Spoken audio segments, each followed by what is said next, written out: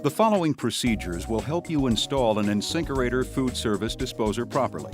First, if this is not a new installation, clear the drain line of any waste. Auger the drain line from the drain trap to the main waste line to ensure that it is clear.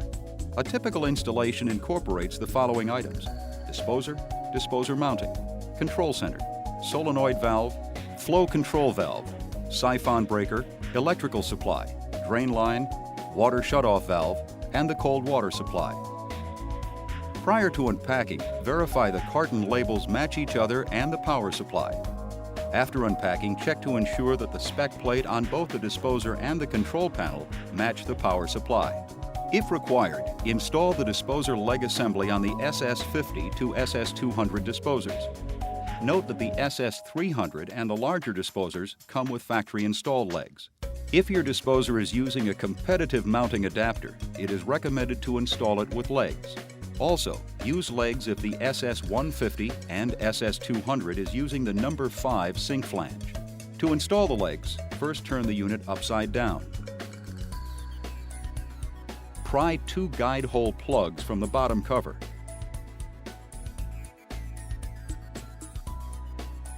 Make sure the threaded stud is extended a minimum of 1 1/8 inches from the outer tube assembly. Insert the leg assemblies through the lower end frame guide holes. Insert the screwdriver into the tube assembly and position in the slotted end of the threaded stud. Tighten the threaded stud into the threaded holes located in the upper end bell and tighten both studs. Place the O-ring on the tube assembly and push up flush against the bottom cover. Place the washer inside of the guide hole plugs and place on the bottom of the outer tube assembly. Now you're ready to install the disposer. The legs can be adjusted by turning the outer tube assembly until the assembly legs stand on the floor. To mount a disposer to an InSinkErator sink bowl or to a number 6 or 7 mounting adapter, follow these instructions. Place the mounting flange up over the existing collar adapter connection lip. It may require a slight force fit. Push the mounting flange up out of the way and fit the mounting gasket onto the sink bowl connection lip. Move the mounting flange down over the mounting gasket. Be certain that the threaded fasteners in the mounting flange fit into recesses in the top of the mounting gasket.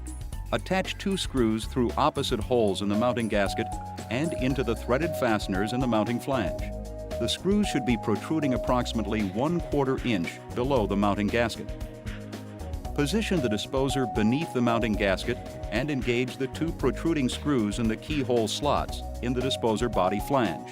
This may require the use of an assistant or a block of wood to ease installation. Assemble the remaining 4 screws and turn the disposer into place for plumbing connections. Tighten all screws evenly to secure the unit. To install a number 5 sink flange, follow the instructions supplied with the kit. The number 5 sink flange mounts to a standard 3.5 to 4 inch opening. When installing an InSinkErator disposer to another type of sink bowl, a special mounting adapter is required. We have adapters to fit most sink designs. Consult the adapter guide for more information. When connecting the disposer to the incoming water supply, use as few elbows and T's as possible. Connect to the cold water line only.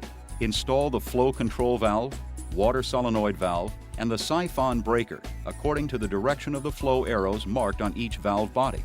It is recommended to use a shutoff valve. Use the supplied water flow restrictor to ensure you have proper flow.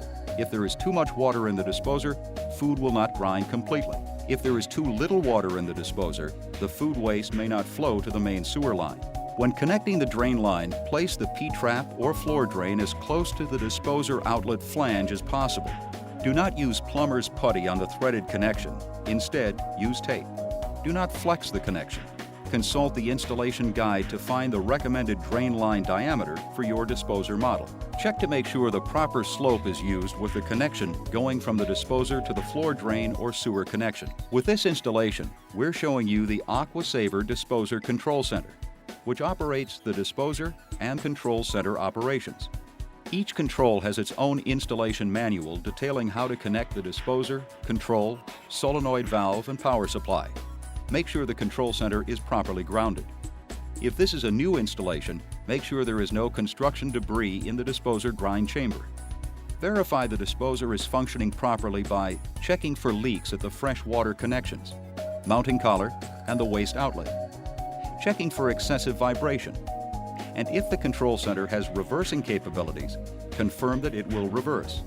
If the control center is equipped with a post-flush, ensure that the water runs after the disposer is turned off per the post-flush setting, 1 to 10 minutes.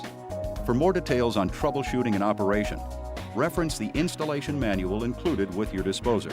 All disposers are backed by a 1-year on-site warranty on parts and labor.